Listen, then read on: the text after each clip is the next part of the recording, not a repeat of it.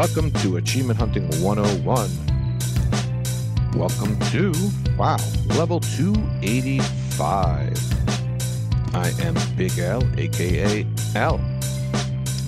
With me, as always, is our resident moose, KooshMoose, aka Hello. Nate. Hello. I'm Nate. Koosh and Moose said hello today. That's good. And with us as well is Wildwest 08, aka Jameson. What's going on? We are going on. How's everyone doing tonight? Ooh, Not bad. I'm doing great. Got a nap in earlier. I'm raring to go. Just amazing. Naps are the best. I always need naps. Sometimes I have a binky and a little blanket in my hand, you know. You've been playing Yakuza? No, is there something like that in there? That's some weird stuff from things I've seen. Some weird stuff. Yeah. Things Diapers, binkies. Yeah. I've been playing my fair share of my own weird stuff. Thank you very much. But I will get into that a little bit later. And we'll dig right into our question of the week. It is from our illustrious Wild West. And he wants to know, what game or two are you most looking forward to playing in 2024? And this does not necessarily mean games coming out in 2024. I don't believe. Whatever people wanted to put. Wild West, you are up first, buddy. Sounds good. Yeah, I was interested in seeing what everyone wanted to play. And you know how it is with games, they get pushed back all the time. So could be anything. And we're going to start with Skeptical Mario. Says, I can't wait to play Elden Ring during the Spring Souls-like contest. Is that still happening? Maybe. Maybe it is. Maybe it's not. I don't think there's anything happening. Just pretend like it is and then just play it anyways. There you I go. think we're having a contest where you could only play Dark Souls games. And it's called Ring-like Contest. There you go. I'm going back in time.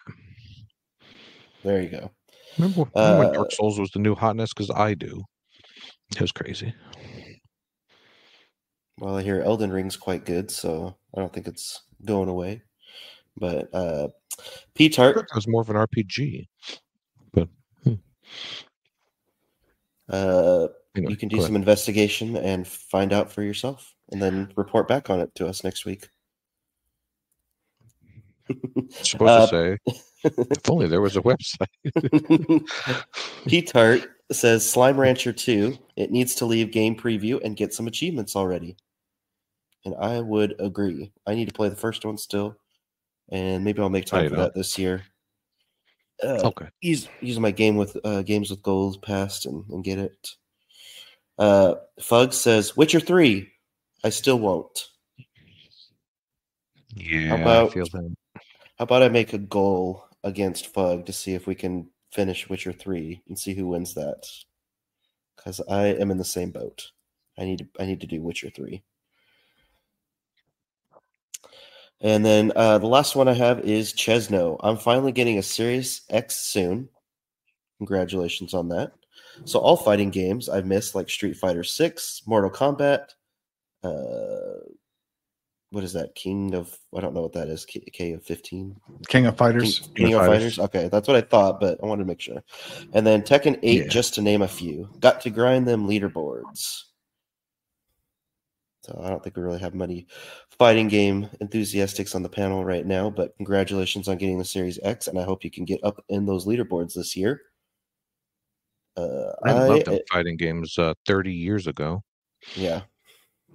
Not so much these days. I did have some time in high school where my friends and I would play the Street Fighters and the Mortal Kombats, but heck yeah. As far as nowadays, not my favorite genre, but I hope you're able to get up on those leaderboards this year and enjoy that Series X power. For games that are looking like they're going to come out this year, I am excited for the Clockwork Revolution that we saw last year. I'm hoping that comes out this year. I'm looking forward to that. And also, I hope that Avowed comes out this year, and it looks interesting. I like the developer, so I'm hoping that that comes out and this year, and it will be a good win for Microsoft. Some other games that we talked about last week. I won't repeat them. Just the games that I'm looking at finishing this year. I'm looking forward to those as well. So I think it'll be a good year for some new stuff from Microsoft, and maybe we'll get a surprise and we'll get Indiana Jones as well this year. That would be awesome.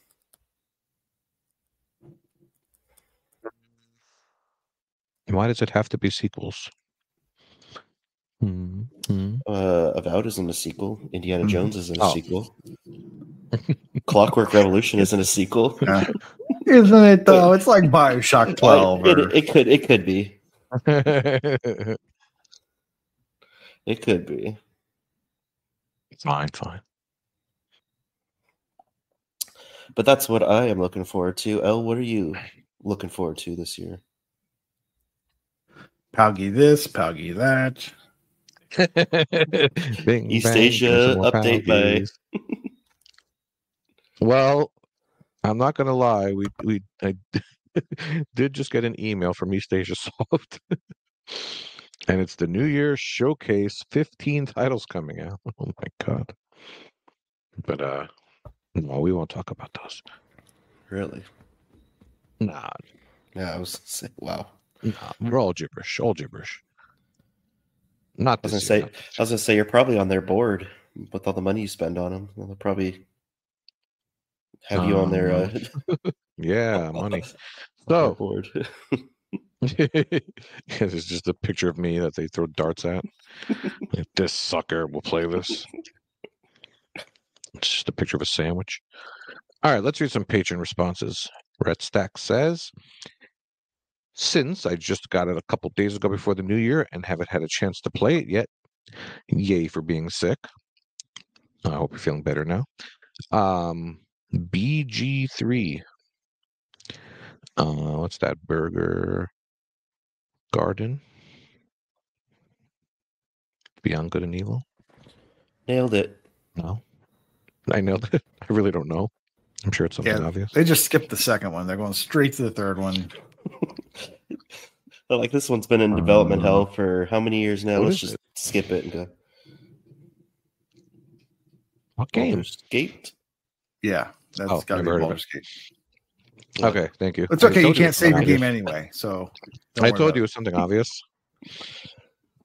And also, my time at Sandrock, a follow-up to my time at Porsche, came out early November last year.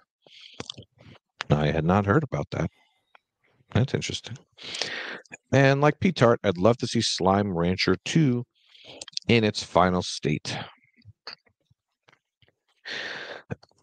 X the Hero says, with a few notable exceptions, my plan is to not purchase any new games this year. Well, good luck there, sir. That said, some of those exceptions include Tomb Raider 1 through 3 Remastered, since I never played them in any serious manner growing up. I don't think anyone was really serious about Tomb Raider growing up. There was, pointy boobs and shooting bats and then like you upgrade to dinosaurs. Yeah, it wasn't very serious. But Wild West, instead of Indiana Jones, you could just play Tomb Raider 1 through 3. Yeah, that's what I want about in all the pixel gloriness there. Yeah. We don't want remaster. We want the old school. It's polygons, Or like- the polygonal glory. There you go. That's better even. Yeah, I hope it's one of those where you could hit the back button and then switch between the old and the new graphics. Pretty sure they confirmed that it is. Really? Oh, okay, that's Yeah. awesome. Oh, I loved when Halo did that. That was nice. Yeah. Halo did that. Monkey Island. Oh, Monkey Island, yep. Well, I'm trying to remember if there's any others, but it was cool just to see the difference. What else did he say? He said Dragon's Dogma 2, since the first one was quite possibly the best RPG on the 360. Interesting take. And Final Fantasy 14 to see what the hype is all about and to play as a cute cat girl. I'll leave that alone. Depending on the subscription cost, though, I might end up skipping it, which would be nothing but good news for my backlog. Interesting. So I know Final Fantasy 14 was confirmed. That's the online MMO one for anyone who doesn't know. And I believe it never came out for Xbox all those years ago was because we were already paying for Xbox Gold and they didn't want to have like a double subscription cost. There was some rationale behind it. Because I believe on PlayStation it's like $10 or $15 a month, maybe even more, who knows. But that sounds like fun. Does anyone know if that's definitely coming out this year? I know you guys aren't the Final Fantasy fans. I thought so. I thought I saw that it was when I was There was seeing a some beta, news on right? it, but yeah. Yeah, well, that's good. He's gonna throw himself into some large games.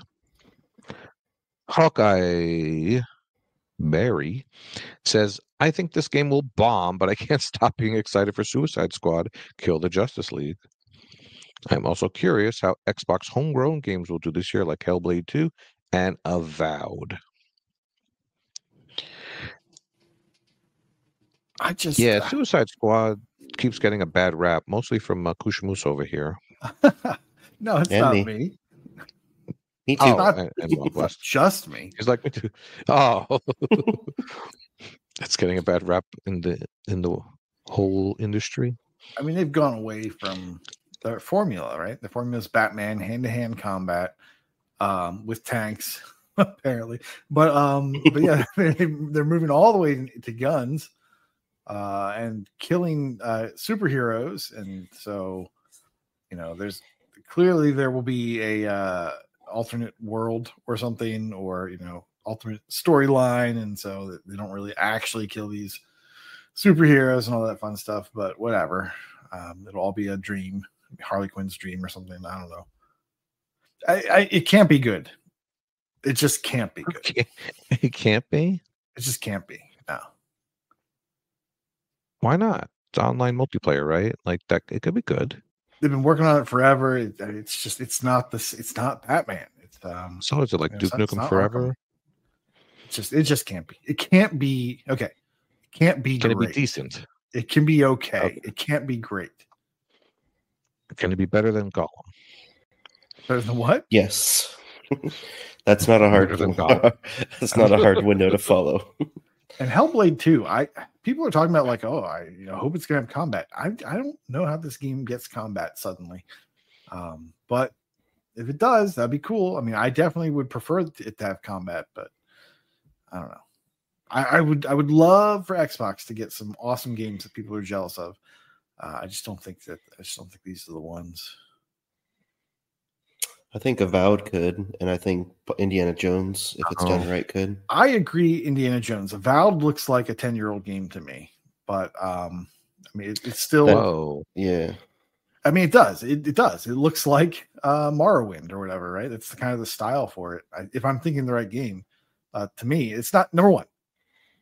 Not my type of game, but it kind of looks like that style of game, and the graphics aren't amazing; they're good, but they're not amazing. So I just don't think that one's going to be huge too. But once again, not my type of game, so I'm not gonna love it. But maybe the people that play those types of games will love it. All right. Well, I hope it's good for you, Barry. Vulgar Latin says, this year I intend on doing longer completions. One I've been meaning to get to is Cyberpunk, and I think I might try Disco Elysium since it's on a nice sale this week. If RoboCop dips below $20, I'm doing that too. Well, now you've picked 3 long games, sir. Well, RoboCop's like a 15 to 20 hour game, so that's not that long. That's pretty long for us. It's long for you. That's a short game for me. Well, long for you. Here's the thing. There's a joke in there somewhere. There's a pill for that. Vulgar, I know, is big into the RTDL community as I am, so it's very hard to get these long stretches with any one game unless you're ignoring the other games. So I'll believe it when I see it with him, but I'm pretty sure every year that I answer that the same thing, that I want to do longer games, but I never do. And Michelle says, Euden Chronicle 100 Heroes is coming out this year, and I'm very excited for it. I am weirdly a little wary of the game getting an E10 rating. I like the sort of gritty nature attached to realities and impacts of war in the Suikoden games that I guess led to it being rated teen, though I suppose it was more likely rated teen due to stupid things like depictions of drinking. Well, I did a little research. If you'll remember, we were slated to get Suikoden 1 and 2 remastered in 2023, and that never happened. Suikoden 1 was actually rated kids to adults on PlayStation. Remember that rating? K to A. But they have switched that to E10 for the remake, and Suikoden 2 was actually the one rated teen. So I don't know if she knew that or not, but I guess 2 is a little more hardcore with its depictions of war. I can't imagine it taking away anything from Euden Chronicle. I think it's going to be good. And it's also been in development quite a while and been delayed a few times, so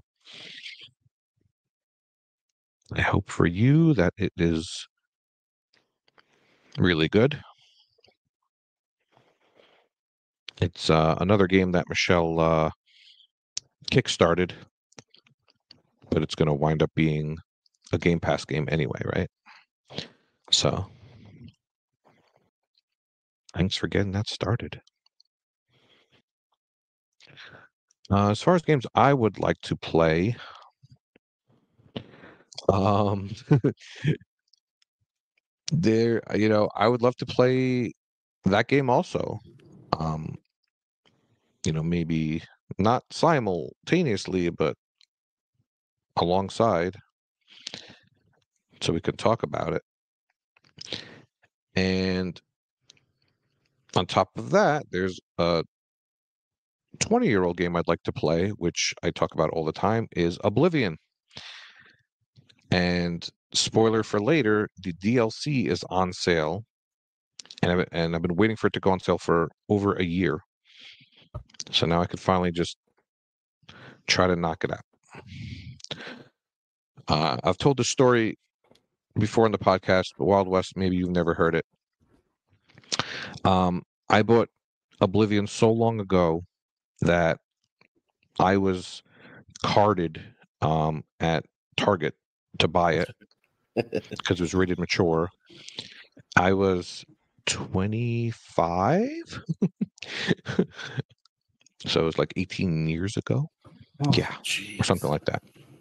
Yeah, that's how long ago I bought it. I remember being carded and being so mad because, when you're young, you get mad. When you're older, you're like, oh, I got carded. Cool. I look young. But yes, that's how long ago I got it. I really need to get to it this year. It's been too long. I've done that sewer beginning part with Patrick Stewart so many times now. I need to make it stick.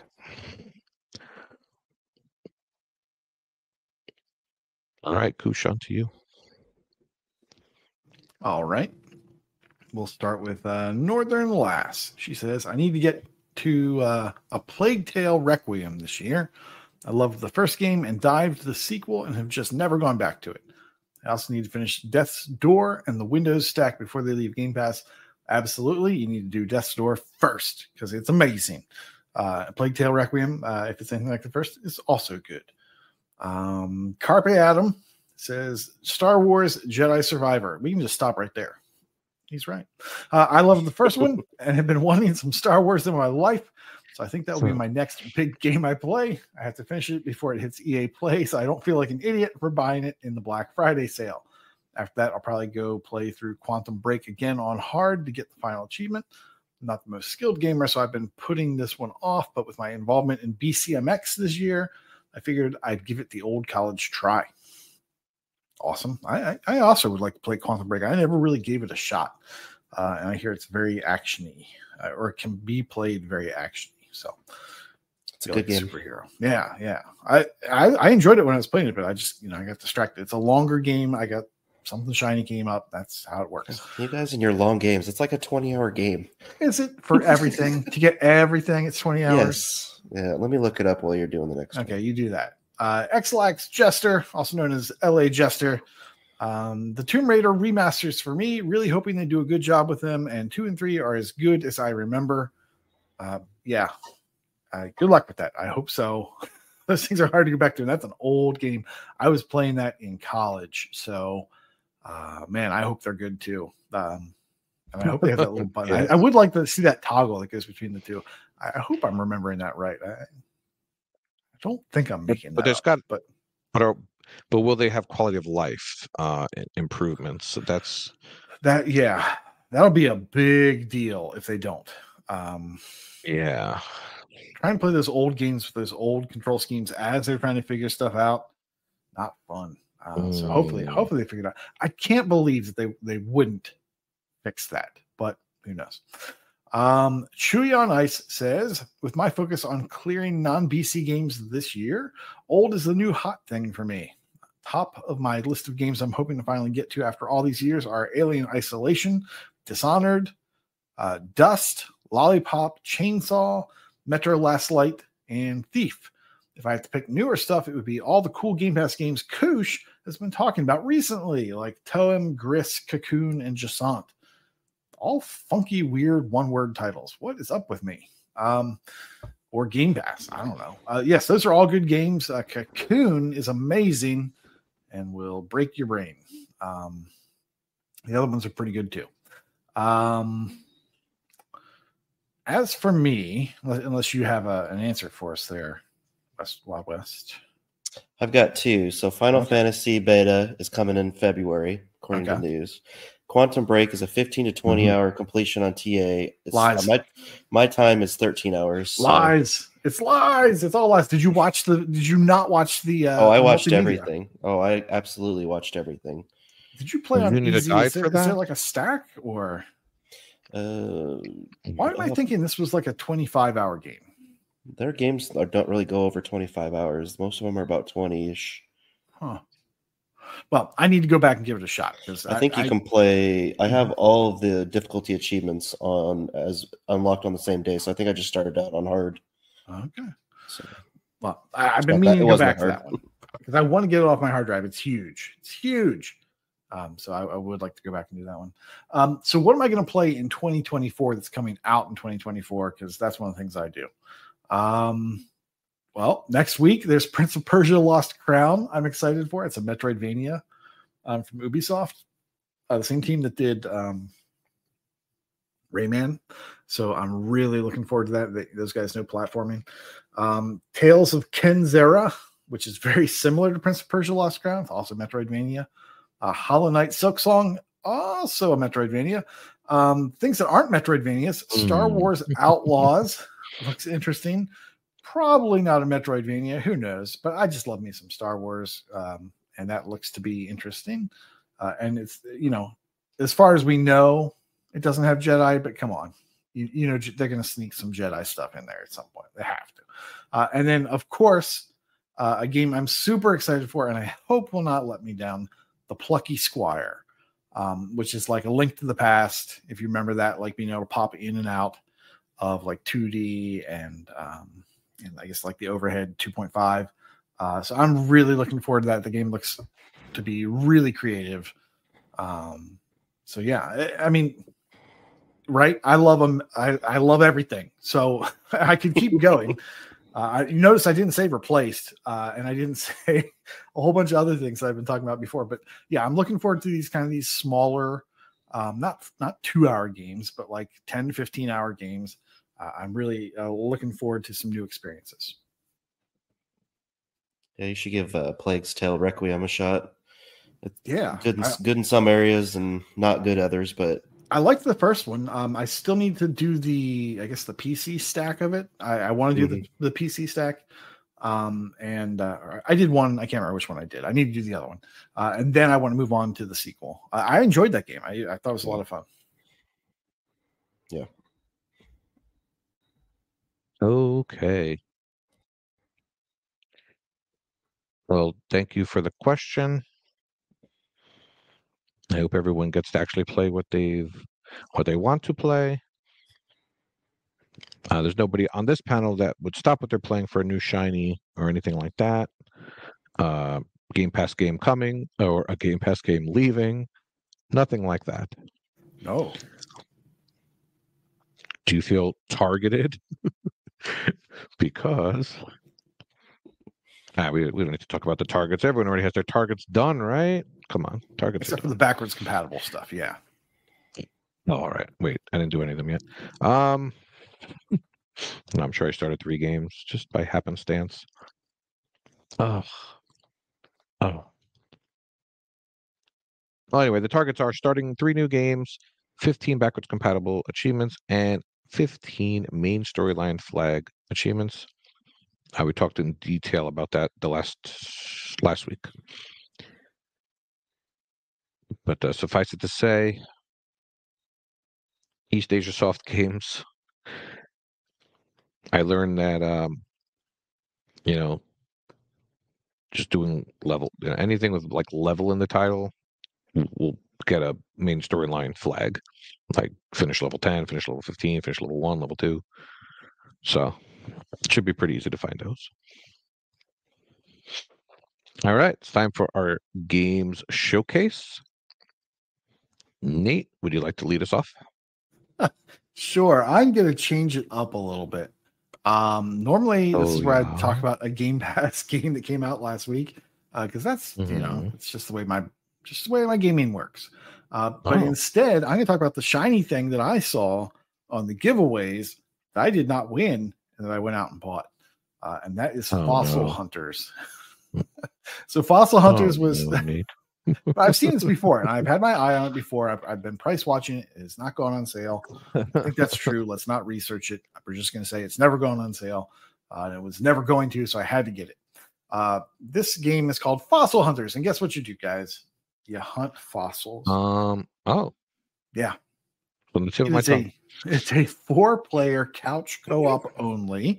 It is not. You cannot do internet online. You don't have to play with other people, but you could if you wanted to. And it's all on one screen, so that's how that works. You go down, you play one of 4 characters.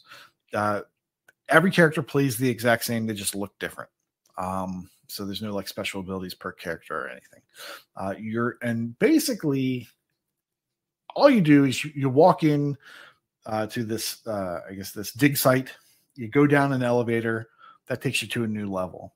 And on that level, there are 3 types of ground that you can dig into. Number one, so it's like a 2.5, 3D type game. You cannot rotate the camera. The camera's fixed, but it moves with you.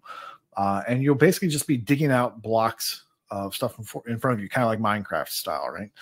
You hit it with your pickaxe a couple times, it goes away. Bigger things take like 4 hits, 3 and 2 for the smaller guys. And those go away. As you're doing that, sometimes you'll find a fossil underneath, and that fossil could be cleaned up, and you could use it somewhere. But what you're looking for on each level is kind of an outline on the floor, and that outline on the floor is going to be the pattern that you need to complete for that level in order to progress to the next level, to unlock the elevator to go down one more floor. And there'll be, pieces like, here's the tail segment. Here's like the vertebrae, here's the head. So you're making a snake or whatever. You can put them together in any kind of quality, and that will count towards progressing to the next level. On each level, there will be journals, and which count as collectibles, but they'll also kind kind of tell you a little bit of a story as you're going. There will also be golden idols every now and then, not every level, but they're kind of scattered throughout. And those are for collectibles. They don't really do anything other than that. In fact, I don't think you even have to take them anywhere. You just have to like get right up next to them and then it counts. As you are clearing out stuff, as you're clearing out these blocks of rock and sand and all, if you take out too much in any one area, the screen will start to shake and then a collapse will occur. And then all those blocks that you cleared, or most of the blocks that you cleared, will drop down and be replaced. And if there were any fossils underneath them, they're destroyed and they're kind of re-rolled. So let's say you're looking for like a tail segment, but all you've gotten are like little, T-Rex arms and heads and such. You can actually cause a collapse on purpose to get to re-roll some fossils and see if you can get that tail piece that you're looking for. So that's like a little tip there for if you can't find what you're looking for nearby. Now, most times that will not drop down on like the little area where you're trying to match and put these things into the pattern that's on the floor, but sometimes they do. And that's okay because there are power-ups. And these power-ups could be lights where you get like a light on a tripod, and that can kind of help you keep, as you're progressing farther down, there'll be these spiders, and these spiders will go and gnaw on fossils. And if they hit it like 2 or 3 times, that fossil is destroyed. You have to go find another one. And they could be doing that for the one that you have on the floor, not just like loose ones that are laying around, but they could actually be messing up the thing you're trying to do to proceed to the next level. So if that's the case, and there's spiders on that level, you go find yourself a tripod with a light, and you put that on top of the fossil, and it keeps the spiders from going after it. There's another power up that is a stabilizer. So it's like a form, and you'll put that up near your fossil, and that will keep the ceiling from collapsing in that area. And you may need a couple, depending on the size of the fossil that you're trying to build. But that way you can ensure that no collapse is going to happen on the thing that you really don't want it to happen to. There's also TNT, and I think there's maybe one other power up I haven't seen yet. I've only gone down, I guess, to the 3rd biome. So I haven't seen everything the game has to offer, but I have seen enough to know that this is a fun little game, like I was hoping it would be. Let's see what else. Okay, yeah. As you're playing the game, challenges will pop up. So it'll be like, okay, I need a fossil. There's some benefactor that's saying, hey, I need this, I need that. Be like, I need a 2-headed lizard. Oh, okay. Well, you're not necessarily going to find that pattern on the floor. There are, but you may not have seen it yet. So, but you can build any fossil you want to build kind of on a floor, as long as you have enough room, and as long as they connect, you can then submit that fossil or that entire animal that you created. So you can create a 2-headed one. You can create a dinosaur with no head, just like 2 tails attached or 2 heads attached. Sometimes it'll be something like, create a dinosaur that has 5 vertebrae, okay, or 6 claws, okay. You just make anything as long as it matches and it meets that condition. And you have to do a whole bunch of those for an achievement. But they'll kind of, as you clear one out, the next one will come. You can't do them ahead of time. You have to do them as they come to you. As you're looking for these journals, there's no nice map on the level that you're on. But when you're selecting the level from the elevator, you see an outline, or you see the shape of the map. So a lot of times that'll tell you, there's this whole area over here I didn't see. And maybe that's where something is. That actually helped me out once or twice to find a journal. The achievements are for, you have achievements for dying. So like dying 100 times, you get achievements for completing so many fossils, and for completing so many pristine fossils. You can clean off the fossils. So sometimes they'll be dirty, and you just push the A button on them, and that will clean them. And then when they sparkle, then they're worth more. You'll get more money as you turn that in. And then if like a spider attacks it, like they'll take away some of the value, but they haven't destroyed it, take away some of the value. Sometimes there are mushrooms that'll release spores onto the pieces, and that makes them harder to drag, harder to move around. But you can clean that off, and then they're easy to move again. One of the things that was kind of interesting, I wasn't sure how to do it at first, was moving these pieces around is kind of like you're dragging them with you, and it's kind of hard to control them. but they do a good job of very quickly on, like, I think by like the second level or maybe halfway through the first level, telling you, okay, well, if you hold the X button, you'll drag a thing. If you hold the right trigger, it'll lock you into just rotating the piece. You can't move it, but you'll rotate it. And if you're only holding the left trigger while holding X, it will not let it rotate, and you'll just be able to move it any way you want, but with no rotation in the piece, which is exactly what you need in order to fit it into these pieces or into these puzzle pieces that you have to do. If it wasn't for that, it'd be really frustrating. So they don't tell you that right away, but they do tell you that a little ways in, and that makes a big difference for the enjoyability. Going back to the achievements, there are also achievements for using the different power-ups, for fossils being destroyed in different ways, like collapses, lava, letting an animal kill it, pushing it off a ledge, stuff like that. Collectibles, collecting all the journals in 4 different zones, and then there's a meta achievement for doing that. And then, of course, there's a platinum trophy. But the good news is achievement tracking actually works. It's amazing. I cannot believe it. It's crazy. I went and I looked at my achievements, and sure enough, there's a progress bar for just about every single one of them. I go to TA and I see the progress there. Just like achievements were supposed to work, they actually do. It's unheard of in this day and age. But yeah, that's Fossil Hunters. I could see this being kind of crazy with 4 people on the screen. Maybe with 2 people, it would be a little easier. I don't know. Maybe it's easier to move fossils, like heavier fossils, with 2 people. I don't know. I don't have someone else that would play this. But as a solo, single player game, I'm having a good time with it. A level at a time, level a day, something like that. I actually found a website that has a picture of every level with all the journal locations. So coming back to do cleanup, it'll be very quick just to get the ones I've missed. Oh yeah, I forgot to mention that. As you're going down the elevator and you're picking the levels, it does a good job of telling you which levels you found everything on. So cleanup's going to be pretty easy. It's a quality little game. So I'm very happy with this this purchase that they sold me on. Yeah. But that's all I've got for Fossil Hunters, unless you guys have some questions. TA is tapping into that new market there of getting people to buy games they don't win in contests. So, yeah, so there was a question in the Discord a couple days ago about this.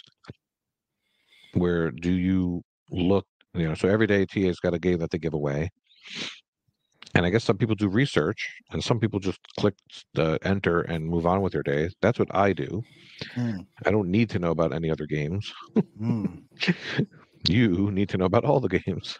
Yeah. This game looks fun as hell. Right? I'm actually watching a YouTube video right now of 4 people playing. Oh, it's gotta be crazy. It looks fun. Yeah. It does kind of look like a 360 game, though. But it's got that kind of feel to it. Yeah. Yeah. It's not going to knock your socks off. I know you said that you haven't done the co-op. Is the co-op like you said it's all on one screen, so you're kind of locked? Everyone would be locked onto that one screen, right? I think so. If Elle's watching a video, that's what it looks like. Yeah. Okay. They're all working together and just moving the fossils around. And this looks like something that my kids would like, honestly. And I think that's what they're going for, the kid demographic. Well, like me. Yeah, like me, like the man child. Yeah. Inner kid. And of course, I'm wondering if other people can unlock achievements. I'm guessing not, but I always wonder because sometimes I've been surprised. Yeah, I don't know. So you get on the elevator, and then it's kind of like a level select thing, so you're really not locked out of anything. Exactly, right. Yeah. So Nice. if you need to go back to another level, you just go back to the elevator. At any time you can do that. Another nice thing that you can do is like some levels may not have a whole lot of bombs or may not have a whole lot of lights, but you can go to a different level and you can drag one on your elevator with you and take it back to that level. And it seems to remember state between levels. It does a great job. Like I've left tools that I brought to a level and they've stayed in that level even when I've gone and kept playing the game, and then I go back to that level after doing several different levels. It remembers everything. It left the level kind of the way that I left it. The paths that I had chiseled my way through, and my lights that were there, my forms that were there. It does a great job remembering all that. I'm really surprised at the quality of this game. It could have been like a lot worse than it is. It's not a bad little game. They really kind of put a lot into it. But yeah, so you can just go back and forth on that elevator. You'll also be unlocking every couple levels a vendor. I think it's like one like the fourth. That was level my next question. Yeah, you'll unlock vendors, and those people will sell you those pieces of equipment. But you can just go to any level and grab them if they're there, and then you have free ones. But they're like $100 per item, and or 100 coins per item. And I have like 3,000 coins right now, so it's trivial. It's not going to keep you from progressing. You're not going to have to grind coins, probably. You just kind of get them as you're going. But yeah, it's a fun little game. All right. I have a bone to pick with this game. Hey, Pun heavily intended. So number one, the price is $16.99, and according to TA, and from what I can see, it has never been on sale, and it came out in 2018. I said we weren't going to talk about this. Yes, it's never been on sale. He didn't want you to expose your lack of research. His lack of research. I like to tell, you buy a game a day. It's fine. It's no big deal. But they're doing themselves a little bit of a disservice, unfortunately, with this just crowded marketplace. So it seems like a good little game, but it only has around 300 tracked gamers on TA. Tracked viewers. They're viewing the fossils. Don't make fun of me. I mess up a lot. I'm old. Put your nap.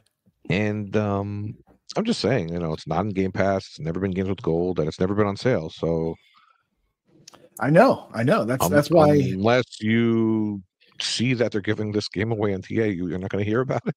Honestly, that's how I discovered it. Like they tried to give it away before, or it was on the giveaways. Yeah, it's like they're doing themselves a disservice. It's like it's not their fault. So I don't know. How can they combat this? I don't know. They give more codes to TA to have them be given away. This is the only game from this developer. They should give codes to us, and then I'll spread the word for sure. There you go. Like on this podcast. So we're gonna erase everything you just said about the game, and then only talk about the game if they give us a code. Gotcha. Yeah, see, I solved it. No, but this game really does look fun. Yeah, I mean, it's not going to break any records or anything, but it is a fun little. It says 12 to 15. I've already got 4.5 in it, and I'm probably halfway through the levels. So yeah, it's just unfortunate. I have 7 friends on TA with this game.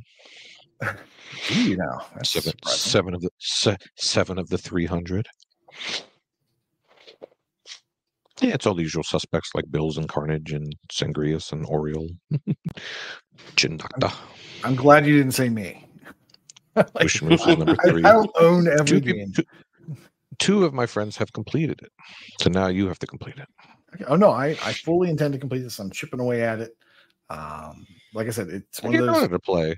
Yeah, it's one of those where I can play a little bit of time. She might actually enjoy it because when you die, you respawn like right near where you were. You lose maybe a little bit of coinage, but if you dig your way back, you pick up more coins on the way. You probably actually end up making more money by dying.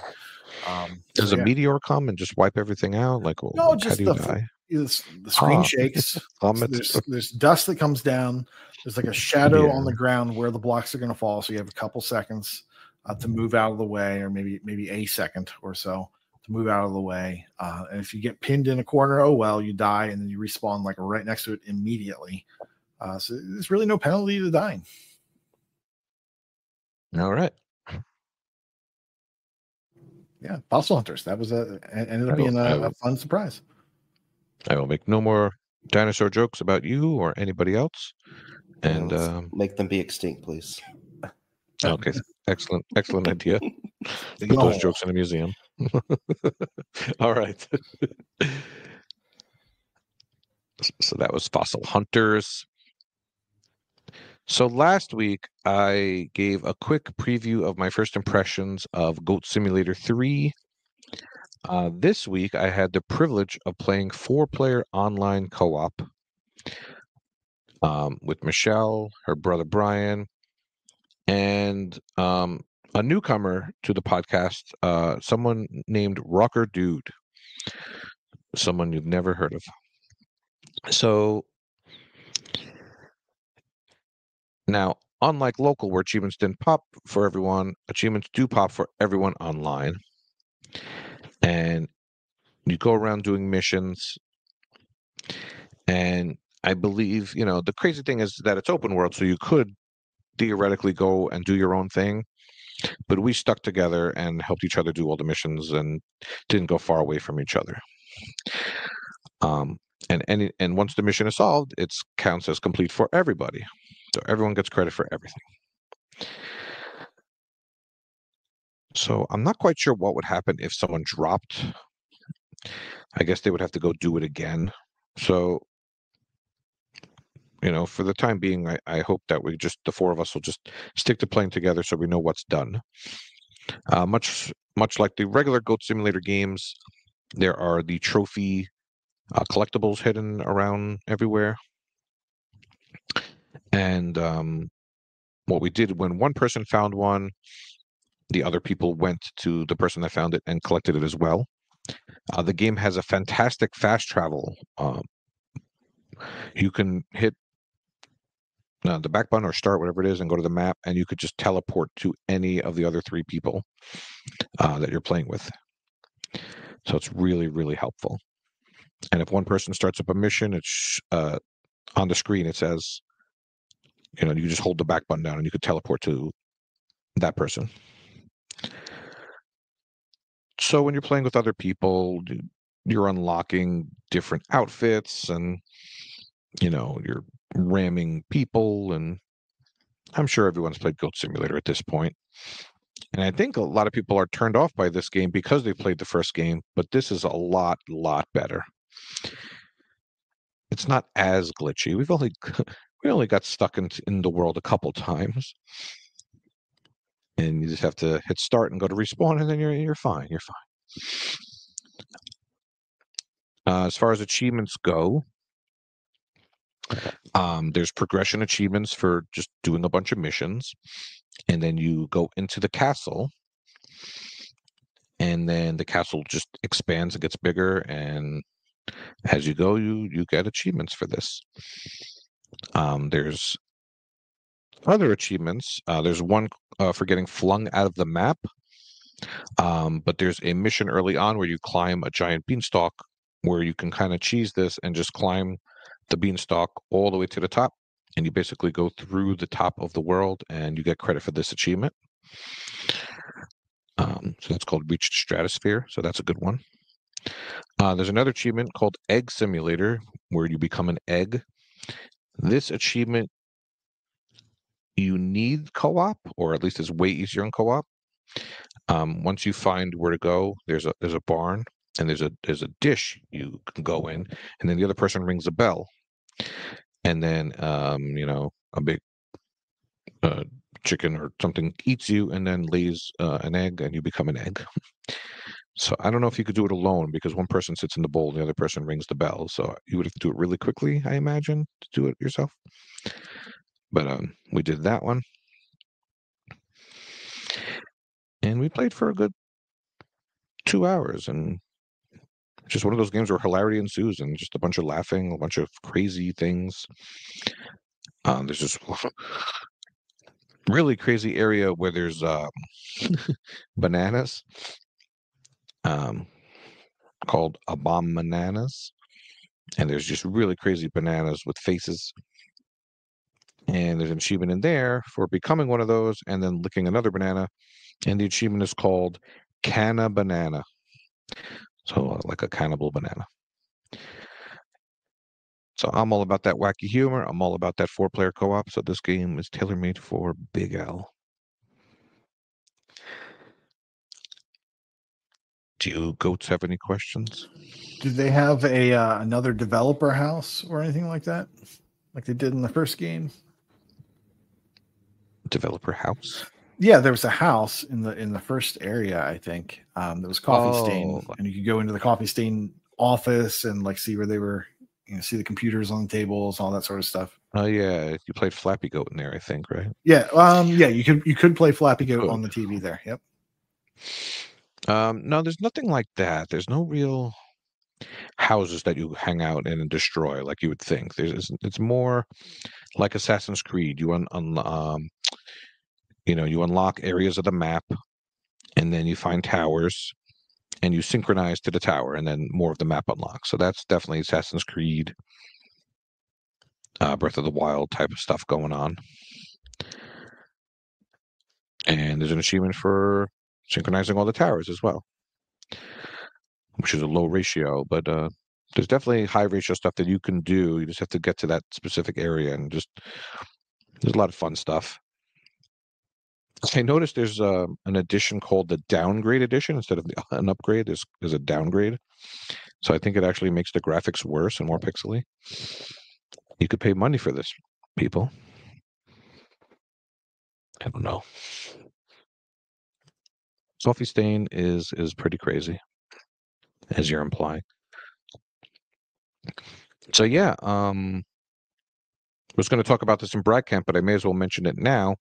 Carpe Adam just completed this game, and I believe he did it by himself. So good patience. I personally think doing it by yourself would be kind of boring, but to each his own. And I definitely recommend this. 4 players. It's on Game Pass, so everyone has access to it. I definitely recommend Goat Simulator 3. I have another quick game preview, though, or first impressions. And I did what I said I was going to do, which I never do, and I purchased Hogwarts Legacy. Way to go. Look surprised, guys. Woo! I'm still in shock that you purchased it. I thought for sure you got this from him. It was me. Okay. No. I purchased it. I mean, I did have some big, money, so purchased is loose, loosely. Yeah, I redeemed it. Yeah. Okay. Yes. But it was me. And first my daughter played it, and I watched her play it. Mm-hmm. And the first thing that happens is you're creating the look of your character. And as someone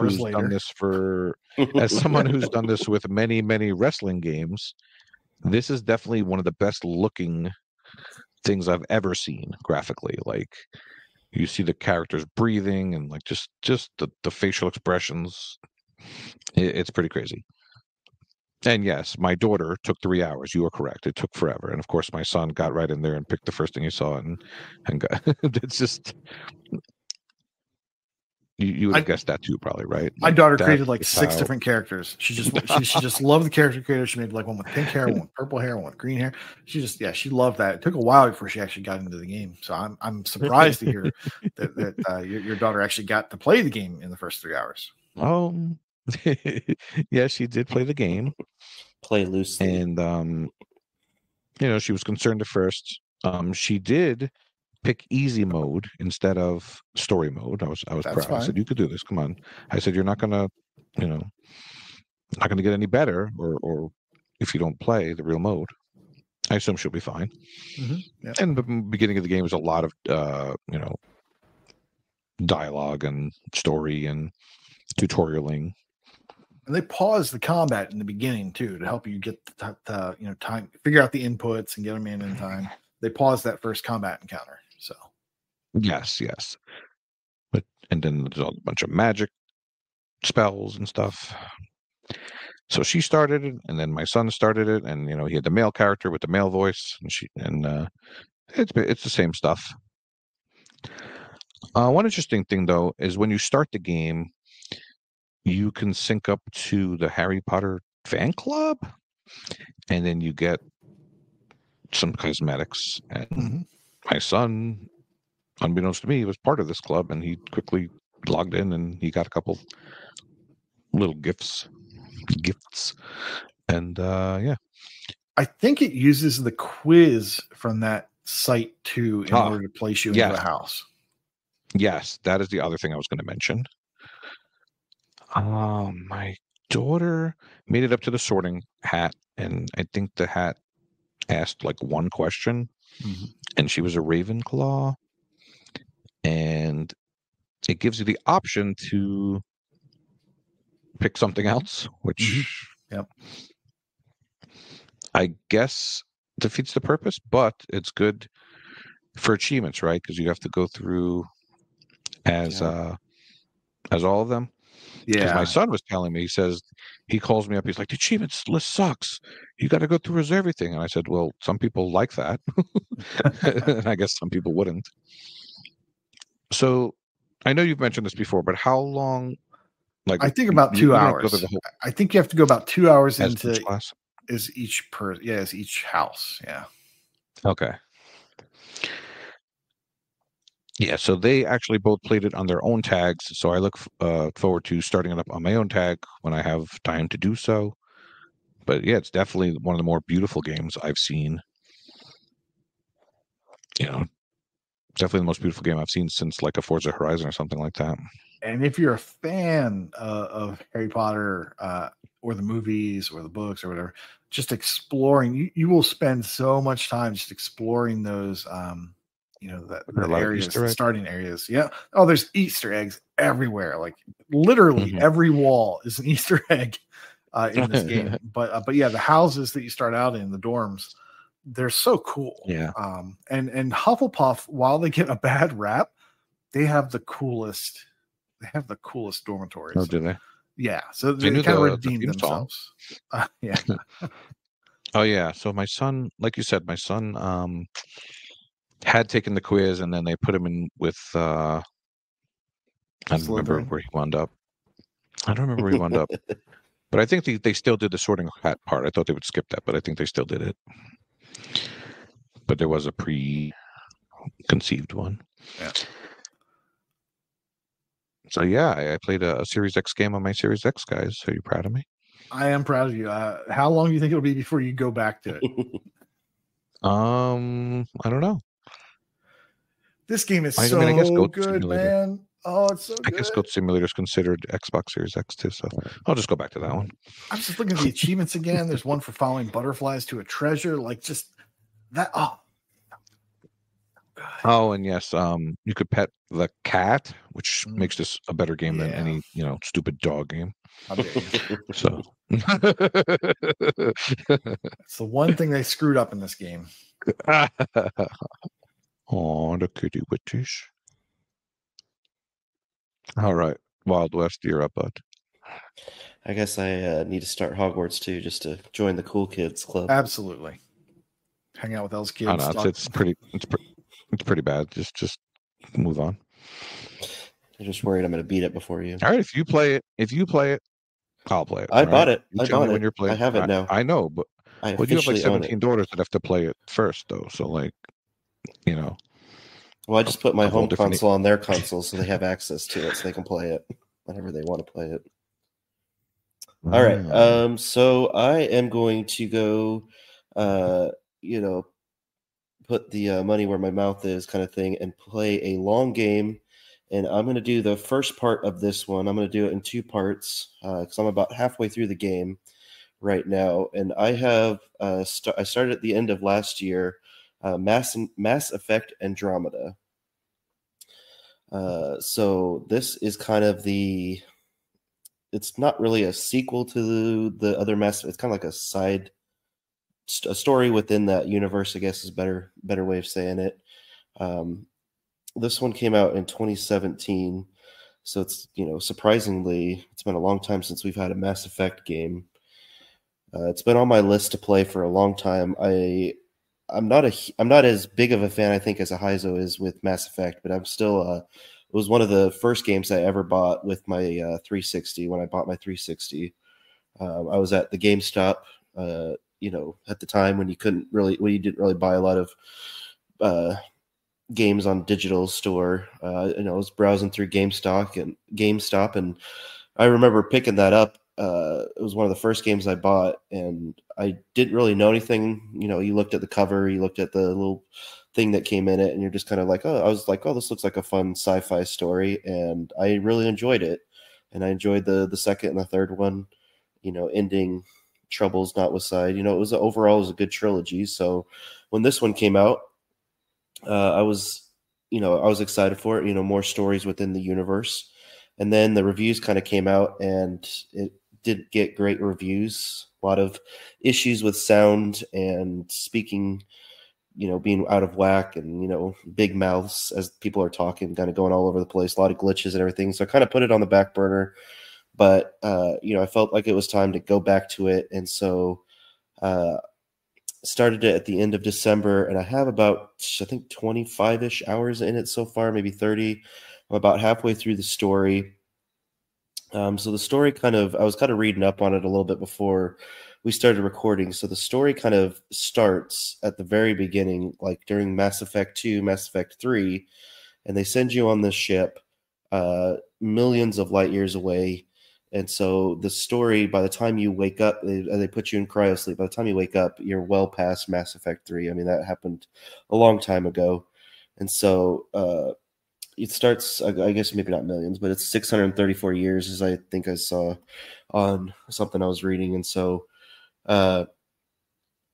you come out of, you hit this, what's it called? You hit this storm or something. It's called the Scourge.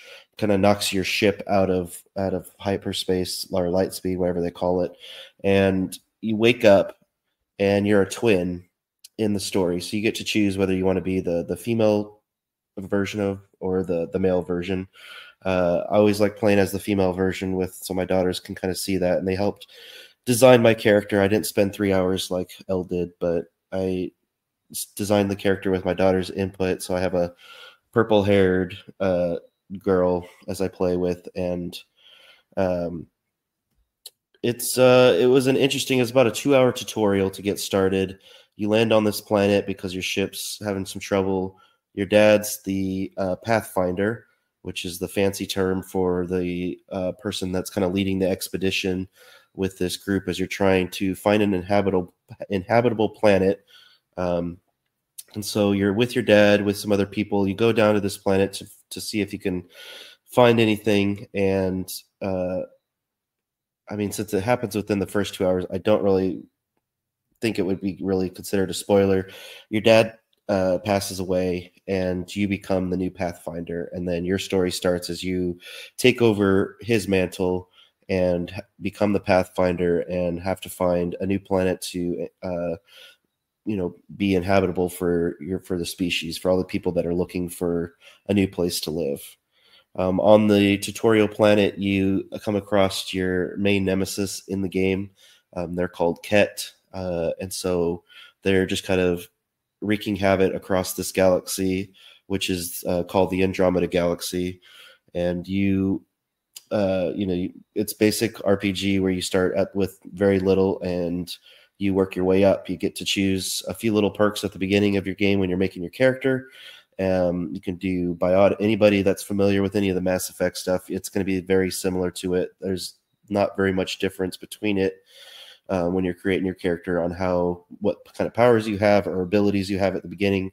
And then as you level up, you'll get more skill points and you can do whatever you want from there. And looking at the achievement list, it's pretty much a typical Mass Effect achievement list.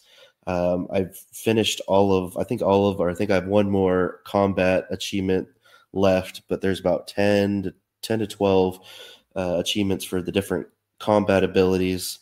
You can do manual saves throughout the game, unless you're on like a main story mission, then you'll just have to rely on your auto saves. So if you want, you can save your game, go do whatever you need to for your combat, unlock a skill for your combat, go do that stuff, and then reload your save if you want to. There is achievement tracking, and for the most part, it works.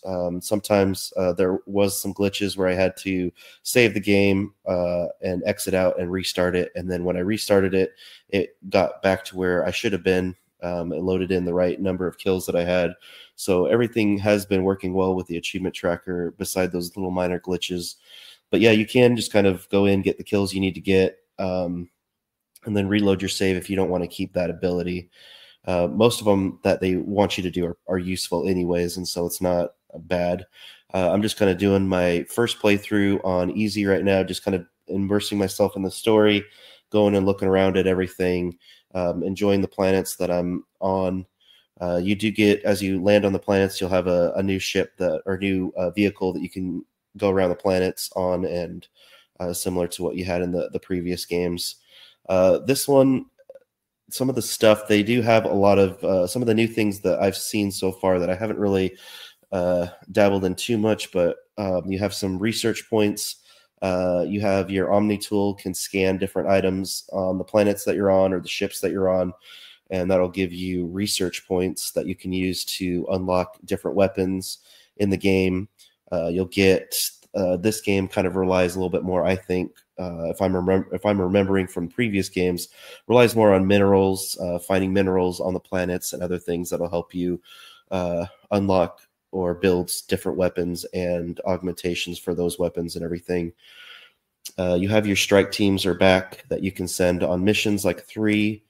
You can also, some of the achievements do have the famous or in them, like you can do stuff in single player or multiplayer, whatever you choose to do. From what I hear, I haven't done it yet, but from what I hear, the multiplayer is still pretty active. So if you did want to go into that, I remember playing some multiplayer in Mass Effect 3, and it wasn't that bad. I don't know what it's going to be like here. I'll probably play it a little bit just to kind of get a taste of it. But most of the achievements that are related to that are either build up your strike teams to certain levels, or get kills, assist kills, or assists, sorry, not kills, assists, or something else similar to that in the multiplayer. So you can do one or the other.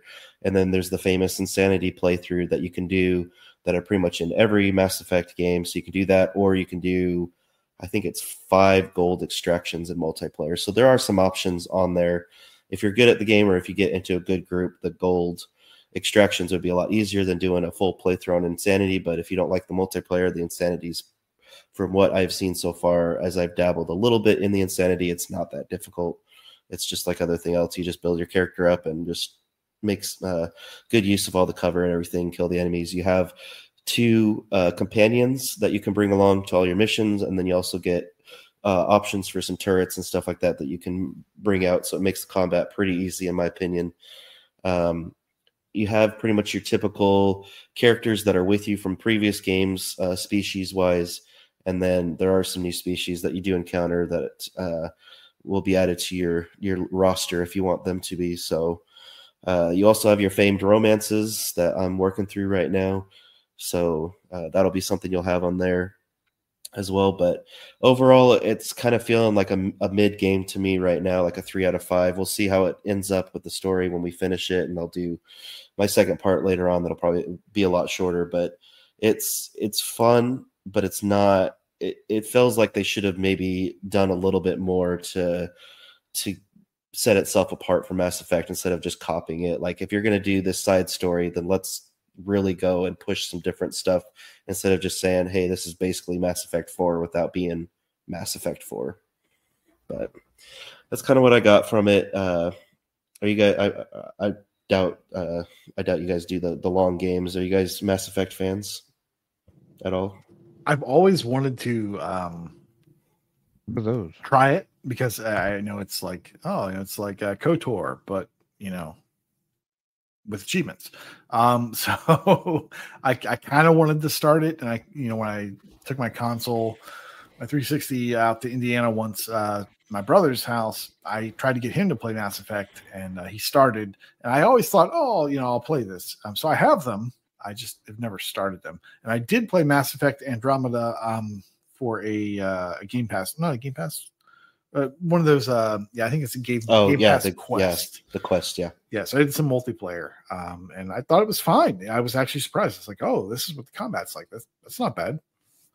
Yeah, I mean, I haven't really encountered any glitches so far. It just, I don't know. It just, the graphics to me were a little outdated. I know it's 2017, but I was kind of expecting a little bit more.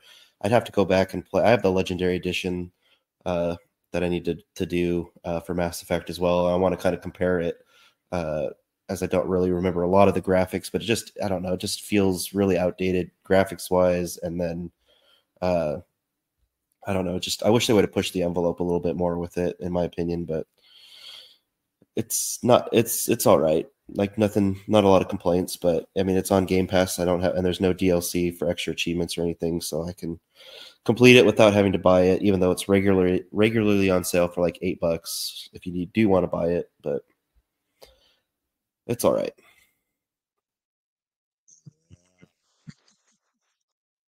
I own the 360 games as well, but of course I think they're just on EA Play now anyway. And Andromeda, I want to say, came with something on Newegg or something I got years ago physically, and then that's also on EA Play. So they're pretty easy to get. That's good. Yeah, Mass Effect is on EA Play, the original one. I think all three of them, and then the Legendary Edition and Andromeda are all on EA Play, if I remember right. Yeah. But I remember, yeah, it was on sale. Heizo, yeah, Heizo and Prue are the two that talk it up the most to me. But I don't know. I'm friends with him. Let me see if he's. I know. I don't know if he's done it. I know Heizo didn't have a lot of gamer score in it. I don't know if he's put that much time in it yet. Oh, Prue's finished it. Yeah, so he's finished it. Which one? The Andromeda. Heizo has not that many achievements, it looks like. He has 10 achievements in it. I don't know why my timer's done. Yeah. Maybe someday. I'd be interested to see, maybe whenever he listens to this, I'd be interested to see or hear why he didn't continue on with it and what his reasons were. Might be similar to mine. Yeah, no, Heizo, that's a challenge to get back into it, dude. Stop being a quitter.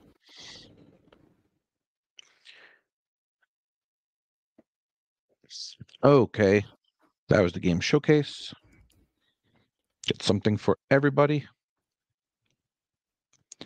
And now we can go on to sales. KooshMoose, what tabs you got open? All right, I guess I could talk about something. We've got A Juggler's Tale, $4.50 down from $18. This is an adventure limbo-like. You know I've talked about it before. Elle's talked about it. It's 1 to 2 hours of pure joy. Next up, Barbarian.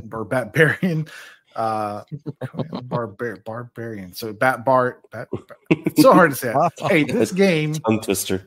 Testament of the Primordials, is $7.50 down from $15. It's a platformer Metroidvania. I believe the consensus in the Vayner channel is that it's a good game, that they like it. So I think I already have that. You haven't played that one yet? Okay. I have not played it, but I do own it. I'm pretty sure Skeptical Mario has said he's going to write the walkthrough for like the last 2 years. So if more people buy it and say they buy it because they want him to finish that walkthrough, I think it might happen. Let's just do that. Come on, Mario. Next up, Ollie World Rad Edition, $15 down from $45. This is a platformer sports skateboarding game. It's got 4.17 stars from 66 people voting. It includes all the DLC for a total of 1,400 gamer score. This is a skill-based game. If that still sounds good, check it out. I really like these Ollie World. Even though I'm not great at them, I still enjoy the challenge and they're fun. Next up, Eldest Souls. This is $5 down from $20. This is an action 2.5D pixel graphics Souls-like. Kind of like Hyper Light Drifter, if you enjoyed that kind of movement and combats. 3.67 stars from 18 people. This game looks fantastic, and that's a great price. Next up, Lego Brawls, $5 down from $20. It's a fighting Lego game, 6 to 8 hours. It's got online. The online achievements work by using your powers, not winning. So you don't have to be good at this. You just have to play it. This is a good game to get for when we do our Lego month every year, which seems to be an annual thing. So maybe you want to pick this one up. It should be a not bad completion. And finally, Prison City. $10 down from $17. This is a run and gun Nintendo Entertainment System-like platformer. If you watch some gameplay on this or some footage, it's got that pixel kind of graphics. It totally reminds me of the NES era. It's too expensive, I think. $10 down from $17. But put a watch on this one. It looks fun. A lot like what was that other game that was on Game Pass not too long ago? Very similar to this, but it's got that great kind of retro action platformer feel to it. I'm really, I'd like to check this one out, but I hope it goes on sale. I have a watch, and I'm going to be waiting on Prison City. I don't know if I clicked the right one or not. That just says that it's $9.99 and not on sale. Is that the same one? Yeah, it looks like on TA they say it's not on sale. Clicking through. Yeah, I was looking on Xbox too. Yeah, but that does definitely looks like that style you were saying though. Yeah, it's got that style. But yeah, so the price is maybe it's not on sale, but $10, I would still wait. The penny off. It's $9.99. There you go. Grab that sale quick. I'm gonna put a price watch on that. Did you find maybe it's a price drop? Maybe I don't know. I checked the history on it. Wherever I saw it, it showed up as a. Because on TA, it says price was $15.29 on December 26th. Those jerks. So maybe it's a jerks. Price. They raised the price. They raised the price at Christmas time, and then they dropped back down to the regular price. That's amazing. I don't know what they did. Did they really do that? Wow. I'm looking at the price history. Yeah, that's what they did. It spiked in December at the end of the year. That's a jerk move. I'm still going to price watch Prison City. That's baller. That's baller.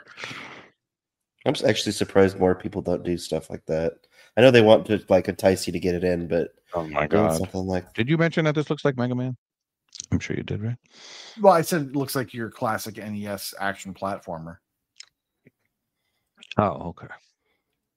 But yeah, that hub world absolutely is Mega Man. Hold on. Yeah, it's the day after Christmas. They wanted you to use your this picture I'm sending you is reminding me of Mega Man. No, I know exactly. You're talking about the level the robot select screen. Yes. Okay. Yeah. What the heck is this? All right.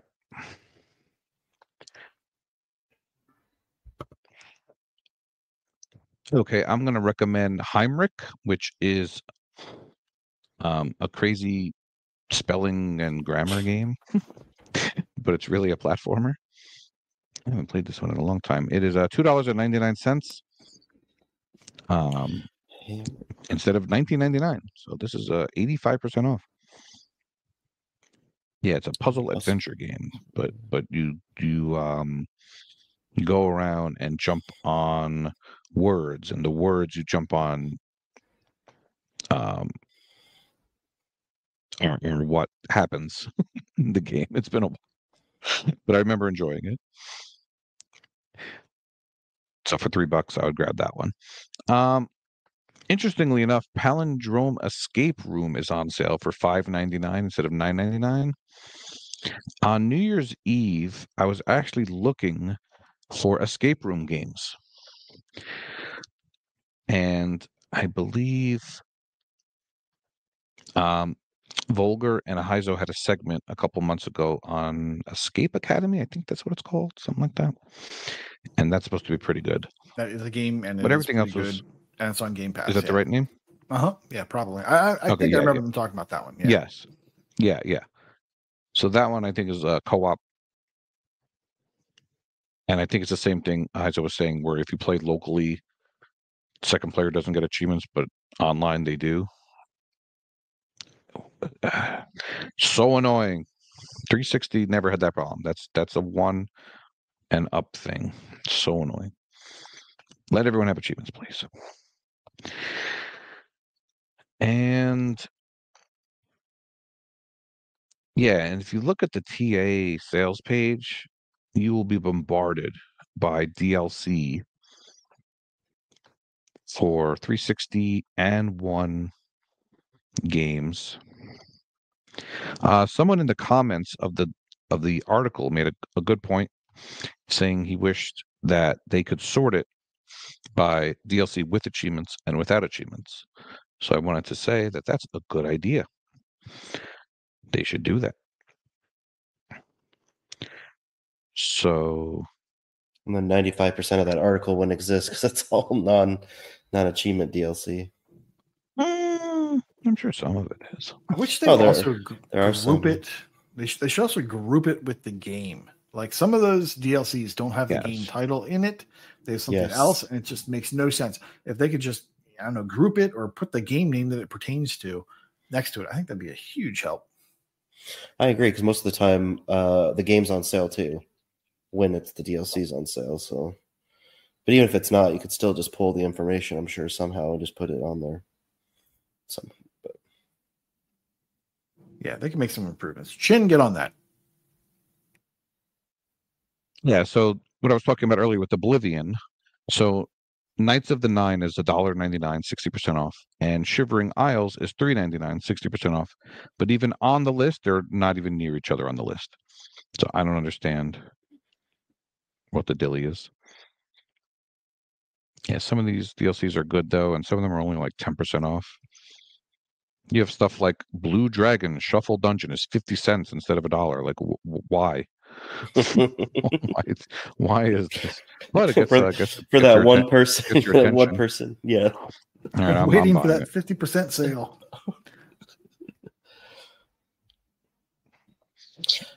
All right, Jameson, go ahead. Yeah, I've got two games or two items. The first one is the Nexomon and the Nexomon Extinction Complete Collection. You get two games for those Pokemon lovers out there. It's $16.24 down from $24.99. So not a big sale, but you know, it's got my eye. I'm looking at it. I've been watching those games and they look fun. I've heard good things about them. The other one is a DLC for Maneater. It's the Truth Quest. If you still need that, it's $5.24, down from $14.99. So I think that's the lowest price it's ever been. And if you want to finish up Maneater, I've started that DLC. It's pretty fun. I think it adds a pretty interesting end-game boss and more commentary and everything. So I'm looking forward to playing more of that in the future. But if you still need that DLC, it's available at a good price.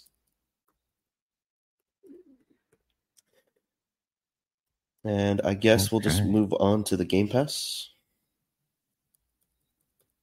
If Elle's okay with it. Go ahead. You do what you want. I just work here. Sounds good. We're going to start with out now. We have Close to the Sun on cloud, console, and PC. It's an action-adventure game that, without any help, is 12 to 15 hours, but there are console commands on there that can help you with some achievements, especially the speed run and no death run. Basically, it takes you right to the end of the game, and you're able to get those achievements without any problems at all. There are other ways to help you go through walls and help you get the collectibles that are in the game. If you want to do that, those from some comments can be kind of difficult to do, but at least it helps you with the speed run and no death achievement, making it a lot easier. I think, and Koosh could help me, I think it's like a 6 to 8 hour game with the console commands. I don't know if you've heard anything on that, but I feel like I heard shorter than that. I think I heard shorter than that. Okay, yeah. 2 to 3. Okay, so a lot shorter than the 12 to 15 hours. But if you want to go for that fun completion, that's what you're looking at without any kind of help. The next game we have is Hell Let Loose on cloud, PC, and Xbox Series X and S. It's a first-person shooter, 80 to 100 hours. I've heard a lot of good things about that, but some of the matches can last an hour to 2.5 hours, and you have to stay the whole time to get your XP. So be aware of that. Next on the list is Assassin's Creed Valhalla. Just came out, and it's on cloud, console, and PC. Action RPG, stealth, open world. You're looking at 100 to 120 hours just on the base game, and then probably close to 200 plus hours on with everything. So if you want to do that, get going on that. It's going to be a long one. It's probably I think it's the longest Assassin's Creed game of it out right now. Next one on the list is Figment Journey into the Mind on cloud, console, and PC. Action adventure, 5 to 15 hours. We also have Super Mega Baseball 4, cloud, console, and PC via EA Play, sports and baseball game. And the last one we have that's out now is We Happy Few, cloud, console, and PC, action adventure stealth, 47 to 60 hours. That one also has DLC, but the season pass goes on sale quite often, so you can usually pick that up pretty cheap. And I'm excited for that one to come back to Game Pass, so I can play it this time. Coming in the future is on January 16th, we have Resident Evil 2 on cloud, console, and PC. Survival horror, action horror, third-person shooter, 28 to 35 hours. And also on January 16th, we have Those Who Remain, cloud, console, and PC. It's an adventure game, 8 to 10 hours. And then the first edition of Koosh's Game of the Year will be January 28th, Turnip Boy Robs a Bank. And then on January 25th, we have, what was that? The 18th, not the 20th. Oh, did I say? I'm sorry. January 18th, Turnip Boy Robs a Bank. And then January 25th, we have Go Mecha Ball. So those are all the games that are coming. And unfortunately, we have leaving Game Pass January 15th. You've got Persona 3 Portable and Persona 4 Golden will both be leaving. And you've got Moda GP22 and Garden Story, which I believe Koosh is trying to finish before they leave. I am actually milking that. I can finish that probably in the next 2 hours or so. But yeah, I'm milking that for the Game Pass quest of playing a Game Pass game a day and earning an achievement a day. So, yeah. But Good luck trying to get the. Oh, go ahead. It's a fun little game. I learned way too late that you can run, as is usual. I was like, geez, this thing is slow. And the combat does not get good until the last half of the game. They save the good weapons and the good combat abilities for the very end of the game, and it's annoying. It would have been a whole lot more pleasant if they had given you better weapons at the beginning. So, but other than that, it's a fun little kind of Zelda-like. It's not too painful. And I see that's a 15 to 20 hour completion. Something like that seems about right. Still have some time, but you better get on it. Persona games, you're probably out of luck on that. And MotoGP, I think, has some online stuff, and that's at 25 to 30. So I would get going on that if you want to get. And they'll probably be delisted soon, right? Don't those go delisted for the next games? The motos? I don't know about the motos. Not my maybe I'm not my wheelhouse. Else, well, you got jokes, so I'll pass it off to you for your gamer tag challenge. Yeah, we don't have to talk about the gamer tag challenge too much. Although, funny story, Westlander Joe loves his roguelites and was actually trying to spell his gamer tag with only roguelites, which is kind of a chin level difficulty mode, which you do not have to do. You can use any game. Just a reminder. If you don't know what the gamer tag challenge is and you want to do another thing and have another chance to win some monies, go ahead and check it out on the Discord. You can go to the Game Tag Challenge channel. I think you have to sign up for that one. And read the directions that are there. If you have any questions, more than happy to get more people in and get them going on that. Oh, Taze. It is now time for Brad Camp. All right. In completions, we have GT3 Option Fan. Oh, I'm sorry. I'll back it up. No, don't back it up. Then I'll keep going. GT3 Option Fan with 100 completed games. We have Wazari DK. That's awesome. 300 games. We have Lucas 1987, who had 3,050, but then knocked it out of the park with 3,100. And in streaks, we have What the Fug, currently rocking a 50-day achievement win streak. We have Ace with a 250-day achievement win streak, and he laughs in the face of Fug.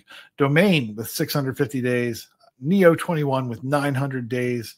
And celebrating their 1-year anniversary, Chesno. In gamer score, we've got El Never with 450,000 gamer score. Death Dealers, 500,000 gamer score. El Sock with 850,000 gamer score. XL The Rock LX with 950,000 gamer score. JZarp 43 with 1.2 million gamer score. Wakapale with 1.5 million gamer score. Northern Last with 1.6 million gamer score. And just about combining with everyone that I've already mentioned, we've got Lucas 1987 with 3.3 million gamer score. Congratulations. Good gravy. Lucas also did something else. I'm trying to find it real quick. I guess on TA they have like a mini contest every so often. I think. Oh, gamer score week 1 in January. He finished in position number 2. Do you guys want to guess how much gamer score he got in the first week of January? That he finished number 2? In a week? In a week, yeah. I'll do 120,000. I'm going to have to go with like 250. Okay. It's somewhere in the middle. It is 223. Oh. We got closer. And the number 1 got 259. That's absurd. It is. Well, it shows you what gamer score is now. Yeah, if you hold on to those East Asia Soft updates and everyone else's updates, it takes a big chunk out of it. We didn't get 250 of them or however many we had, but yeah, we got a lot. That's crazy. That's still insane. Indeed. And then leaderboards. Heizo was in the top 5 of achievements 1 leaderboard for Card and Board. Amazes me how you still stick with that, Heizo, but nicely done. Bastion Reader's 2nd, USA Completed Games leaderboard for Xbox One shoot 'em ups.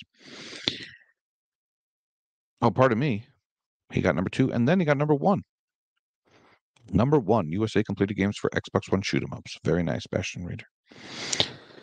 Luke 17,000 is the top 5 of the TA difference leaderboard for Windows Strategy. Matthew H00, 2nd in Ireland gamer score leaderboard for Tower Defense. Mental Knight 5 in the top 10 of TA difference leaderboard for Adventure. Michael KV is 2nd in Slovakia gamer score leaderboard for Windows. Scott of ASC is top 50 of the USA Achievements 1 leaderboard for Management. The Alpha Seagull, top 2,000 of the New York TA leaderboard for third-person shooter. And Z Drunken Monkeys, top 50 of the gamer score leaderboard for Metroidvania. Heck yeah. In brag camps, right before recording, this crazy guy Prue told me to dig out my Disney Infinity stuff. I'm like, what are you talking about? And in Disney Infinity 1, the servers went down many years ago, but I guess there's something that still works. Is that called peer-to-peer? There's an achievement for stacking 4 characters on top of each other. So you have to have 2 controllers each, and you jump on one guy's head, and then you have to invite to another friend's lobby and do the same. So you have 4 people on top. And even though you turn on the game and it says the services are down, you can still invite someone to your game. So I don't know how that works really. But it worked, and he got the completion now. So congratulations to Prue. And I also wanted to give a quick shout out to Death Dealers, who not only got the 500,000 gamer score this week, but she also won one of the TA games, Aztec, The Forgotten Gods. I'm sure she'll play the heck out of it. Very nice, everybody. It's actually a good-looking game too. It's like a $40 one, so she really did a good job. If you're gonna win, that's a good one to win. So yeah, it's at the point where you are seeing some repeating ones. Not to look a free gift horse in the mouth, but I see like a Chemco game. I'm like, oh, But I am nice, and I don't put in if it's a game I have. Give someone else the opportunity to win Cronus Arc. They deserve it. All right. Fun show, everybody. Make sure to follow us on all of our socials. We're going to make sure to put the episode on YouTube for those who prefer it on YouTube. And anybody who's not in the Discord, feel free to join us in the Discord. Oh, and I haven't said in a while, if you're not friends with us on TA,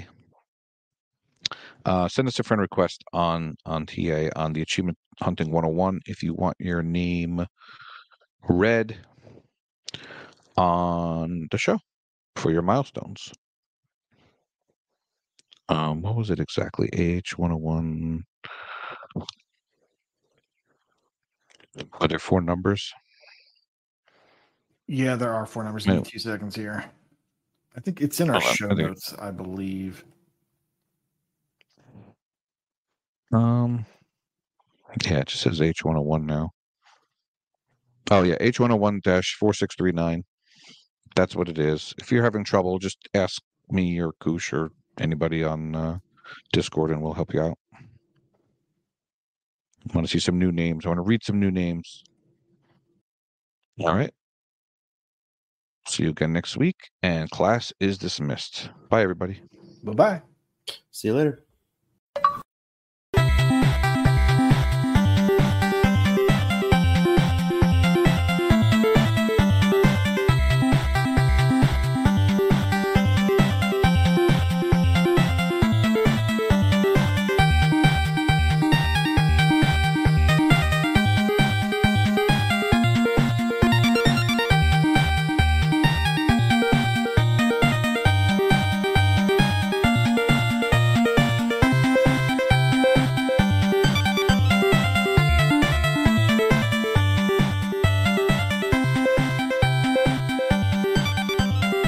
Hello and welcome back to another NeverEnding Stories, where I talk to patrons and staff members about games that have sat wallowing in their backlog with the stories and campaigns long overdue to be completed, until I give them a good old shake and say, hey, you, get that done.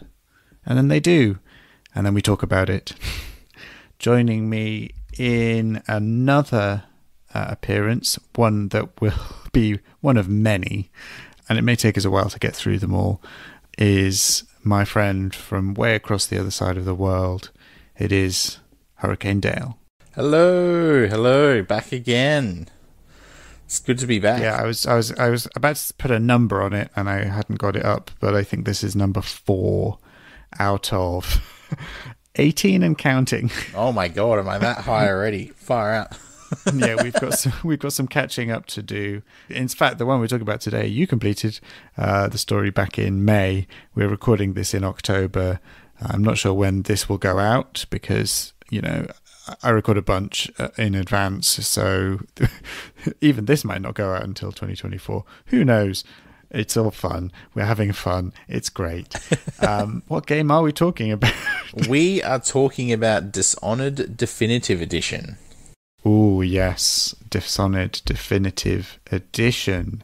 The classic? Is it classic now? It's I'd say the 360 so. version is. It must be at least 10 years old. This version is 8 years old, so let's call it classic. It's definitely aged.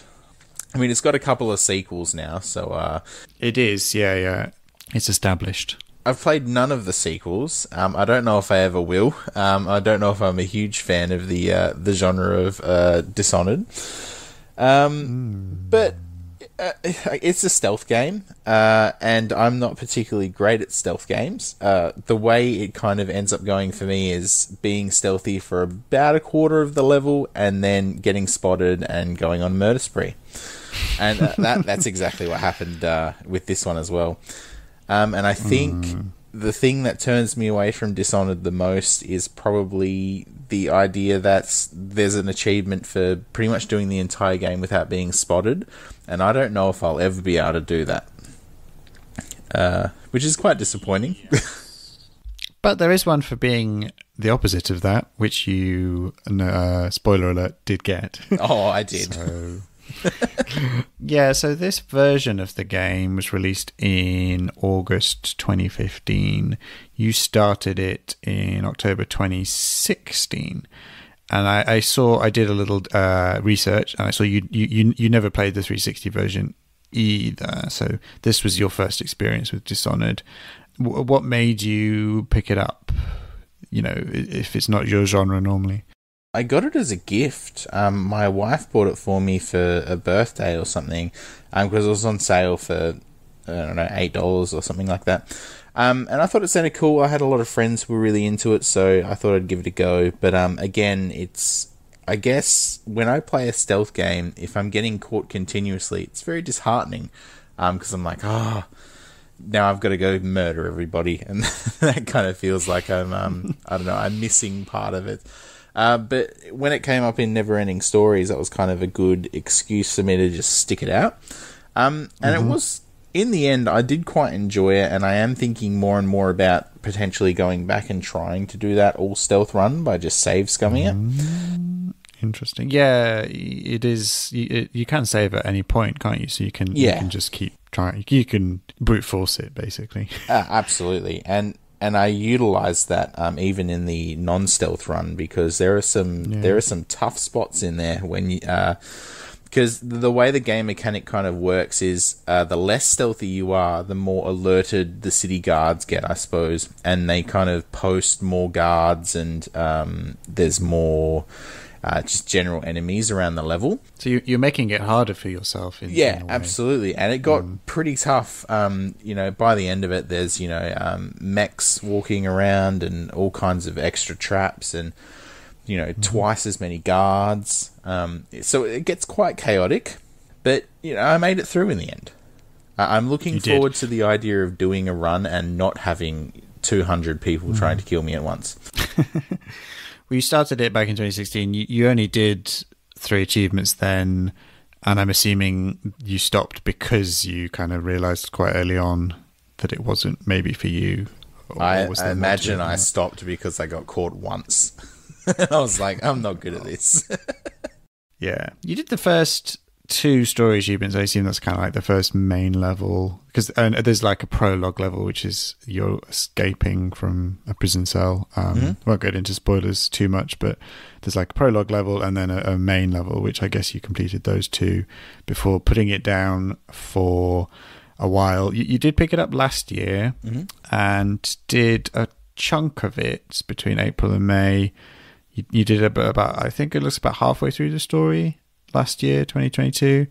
Was there a reason why you went back then? I revisited it because all of my friend circle has talked about how good Dishonored is.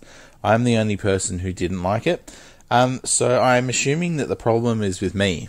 So occasionally I went back to it to pick it up to give it another go, and it never quite stuck. And I think I just hadn't quite stuck with it enough, because going through this time, I've looked on the series with new eyes now, and I may go back and complete it. I don't want to lock myself into anything, but there's a possibility there. Did you just pick up the story where you left off, or did you restart it when you picked it up this year? Because you were like halfway through, I think. Yeah, absolutely. And I picked it up from where I'd left off, which was maybe the 3rd or 4th mission in. And it's not a particularly long game. It's only about 8 quests or 8 missions long. But they are quite lengthy missions in themselves. Yeah, well, when you did pick it up, you picked it up on according to achievements anyway, the 30th of April, and you finished it on the 1st of May. So 3 days, bish bash bosh, knocked it out. And as you said, you got the game completion, or the story completion, on the 1st of May, and complete the game in high chaos on the 1st of May. So I kind of guessed that you were going like, I'm just going to blast through the story, all guns blazing. But it sounds like you did attempt some stuff. Yes, I always go in with the idea that I'm not going to just go high chaos. It just never works out. I just like the idea of that. like tying into the character of I can't remember what the guy's name is that you're playing. Corvo. Every mission he goes into, Corvo, he goes in and he's like, right, this is going to be the one. I'm going to do this one. Super stealthy. No one's going to catch me. And then in the first few minutes, he's like, oh, crap. Now I've got to kill everyone. And he just keeps doing that again and again. He's the worst. He's the worst assassin ever. And it's not even like I'd go back to being stealthy. It's once I've got caught, all of a sudden I'm pulling out guns and grenades and anything that I could. So well, I guess I've just got to kill everybody. It's out of my hands now. You could have just hidden a couple of bodies and carried on being stealthy, Absolutely but no. You've broken the seal. It's a done deal. Okay, yeah, no, that's cool. And yeah, I mean, you didn't... It doesn't give you much, actually, in the way of achievements, right? You've done a whole story playthrough, and you've only got 17 out of 80, 315 gamer score. Now, this version of the game includes all the DLC as well, so... a chunk of that's going to be DLC stuff. But it's there's a lot of kind of level specific stuff for like doing a certain thing in certain levels, and also I think there's mutually exclusive story stuff where you make a decision about how to handle killing or not killing certain individuals. Absolutely. So obviously you kind of you only got one of those, not the other. But so you're left with a game kind of complete story wise, but not very complete elsewise. Yeah, absolutely. And a lot of that will be tied to going through on a low chaos mode, which is, for anyone who hasn't played it before, is essentially what it sounds like. It's stealthing through the missions and not creating a large amount of chaos in the city. So, I mean, I'd like to go back and do that again because I have done a bit of research on it since completing it, and it seems like especially like the final mission of the game is quite a bit different if you go through on low chaos. And I am interested in seeing that, so hopefully I'll get those extra story-specific achievements doing that. So it gives you like a different outcome, like a different storyline, almost. Interesting. Yeah, it's kind of like in the final mission you're going to assassinate somebody, and if you've got a high chaos playthrough, they've kind of prepared for you, if that makes sense, because they know you're coming. But if you're in a low chaos playthrough, you're still secretive, and it's more of a stealth based mission rather than a guns blazing kind of mission. Interesting. Yeah. Generally speaking, the game was praised for its kind of aesthetic as well. It's got this kind of the whole steampunk kind of vibe, BioShock adjacent, I guess. Did you kind of dig that whole the rest? The stealth might not be for you, but is the rest of the game your kind of thing? I think it's a really neat aesthetic, and I like the style of the city for sure. Like, I'm a big fan of BioShock and those kind of games, so it really fit pretty well for me. It's a beautiful looking game, and it's really, really stunning, even considering the fact that it's quite old now. I think if anything, it's just the stealth that kind of hung me up on it a little bit. Everything else about the game's fantastic. And the further I got through the game, as you kind of unlock new abilities and things like that, it also becomes, a much more enjoyable experience as well. So I guess what I'm trying to do is not rag on the game too much, because I do think it's a really great game to play for sure. I just suck at stealth games. Yeah, I mean, I kind of do as well. I mean, I suck at most games, so it's not really saying much. But one of my favorite game series when I was young was the Thief games. Yes. Did you ever play any of those? I missed most of them, and I played Thief 3 somewhat recently, which I believe... Oh, no, it's not Thief 3. It was the re-release. Anyway, that came out. The reboot. Yeah. Which is the poopiest one of all of them, to be honest. Yeah, it didn't do anything for me, so I guess that's why. No. I don't know, and I do make a comparison between those two games quite often, but I do think that was an unfair comparison upon completing Dishonored. I think the general consensus of Thief fans is Dishonored is actually more close in terms of like a spiritual successor to the original Thief games than the Thief reboot ended up being. Yeah, I think mostly just because it has more personality and more interesting mechanics and stuff. Yeah, absolutely. And it feels like there's more kind of love in the game, whereas I think the Thief reboot was considered a little bit kind of soulless in a way. Yeah. Whereas the original Thief games had just tons of personality and just great fun. And I like, similar to you, I'm not the stealthiest of guys, but those games were just beautifully crafted, and they were kind of heist games. Whereas this is more about killing people, assassinating. Those games were more about stealing some kind of expensive stuff. But also as you went along a level, you could loot various crates and kind of stuff. But there was just such joy in crawling around, a mansion, using water arrows to extinguish torches, distracting guards, and the guards had loads of personality. They'd be all like, "Did I hear something? Must have been a rat." And it was just great fun, and I always loved them so much that when Dishonored was announced and came out, I was so excited to play it. And then when I did, I did what I always do with these kind of things, is I got paralyzed by the same thing you're kind of struggling with or struggled with, which is, you got to play the entire game perfectly. Yeah, and I think that's the exact problem that I had, for sure. And the thought of having to do that stressed me out so much that I just never played. I dived it, and I think I've played the prologue 3 times and never got any further, and that's on the 360 version. And it's a shame, because I think I would love it based on how much I love Thief, and I'm an idiot, but it always goes back to the back of the pile, because I'm always like, well, if I'm going to do that first playthrough, I want to do it perfectly. Absolutely. I think what I need to do is basically do what you've done and just screw it and just enjoy it, right? Yeah, I think there's something certainly to be said about going through it in a high chaos mode, because there is, a dedicated playthrough for that. There's an achievement, tied to doing it that way.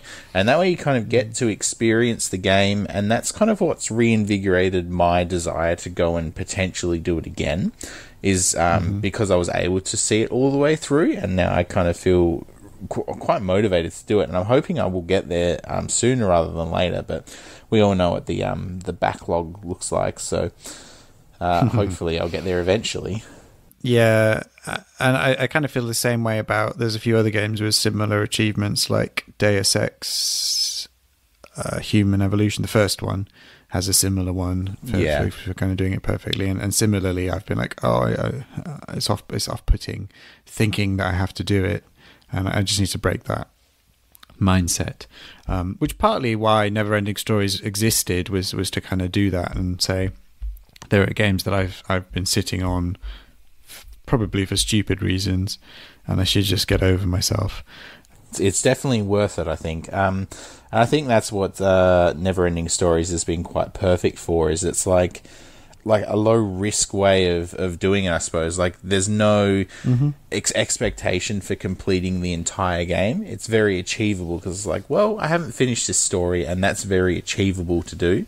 And I think that's I've missed a few gems in my collection by not completing them, and it sort of forced me to go through it, and I've fallen in love with some games that I didn't think I ever would. So it's been very rewarding, which is, I guess, why I'm at 18 completions now.